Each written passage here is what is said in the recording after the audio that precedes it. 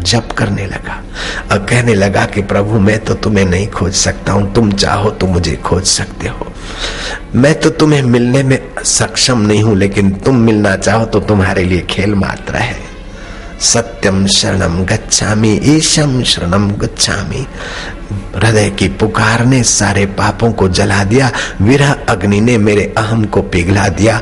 प्रकाश प्रकाश दिखा और हृदय से वाणी हुई आकाशवाणी, पुत्र बड़ा खेद है कि तेरे सामने मैं साकार रूप में प्रकट नहीं हो सकता हूँ। अभी तू ऐसी भक्ति चालू रखना, अगले जन्म में मैं तुझे अपना खास पार्षद बनाऊंगा और तू देवों के नाई पूजा जाएगा। महाराज मेरी अबाधित गति हुई और मैं देवलोक में भी जा सकता हूँ, इस लोक में भी आ सकता हूँ। नारद जी ऐसे बने कि दासी पुत्र में से देवर्षि नारद बने।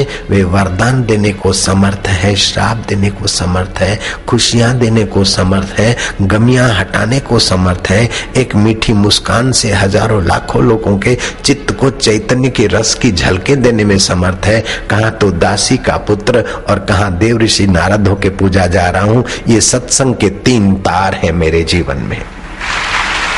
किसी भी निमित्त पर घसीट के लिया गया, पहले तो किसी के द्वारा खींचा गया ले जाने वाली माँ का उपकार है। कोई भी आपको कथा में ले आया है, उसका आप धन्यवाद करिए। अरे यार क्यों ले गया, मेरे को खाम खा सुननी पड़ी, ऐसी गड़बड़ मत करिए भांजे। जो कथा में समझा बुझा के भी ले आया है, उसके आप ऋणी है, ईमानदारी है, उसके आप थैंक्स करेंगे, कर्जदार अपने को मानेंगे। मेरे को सत्संग में ले गया वो हरगोविंद पंजाबी, अभी भी मैं उसको मत्था टेकता हूं। मैं सत्संग खोजता था और एक पंजाबी को मैंने कहा कि सत्संग कहीं, उसने मेरे को दिखाया। अभी भी वो आश्रम में आता तो मैं उसका आदर कर लेता हूं। सत्संग की जगह पे ले गया है, बड़ी कृपा है उसकी। हजारों जन्म के पिता मिले, हजारों जन्म की माताएं मिली और सगे संबंधी मिले, वो शांति, वो सुख और वो समझ नहीं मिली जो सत्संग में तुम ले गए, वो समझ मिली है। हम तुम्हारा उपकार क्या करें, क्या उपकार तुम्हारा हम बदला क्या चुकाएंगे। जैसे माँ का बदला चुकाना संभव नहीं है। विवेकानंद को किसी युवक ने कहा कि महाराज बोलते माँ का ऋण चुकाना कठिन है, ऐसा तो क्या है। विवेकानंद ने कहा इस प्रश्न का उत्तर प्रैक्टिकल लेना है ना। बोले हाँ, तो थोड़ी हिम्मत करो, ये जो पत्थर पड़ा है अपने पेट पर बांध दो और अपने ऑफिस में काम धंधे में लगो, शाम को मिलना। अब पेट पर 4-5 किलो का पत्थर बंधा हो और काम काज करे तो क्या हालत हो। आप प्रैक्टिकल करना हो तो आजमा के देख लेना, नहीं तो मान लो क्या हालत होती है। वो थका मांदा बोले महाराज मेरे सवाल का जवाब पाने का तो मुझे बहुत कुछ चुकाना पड़ा है, बताओ माँ का ऋण कैसा, कैसे, क्या महत्व है।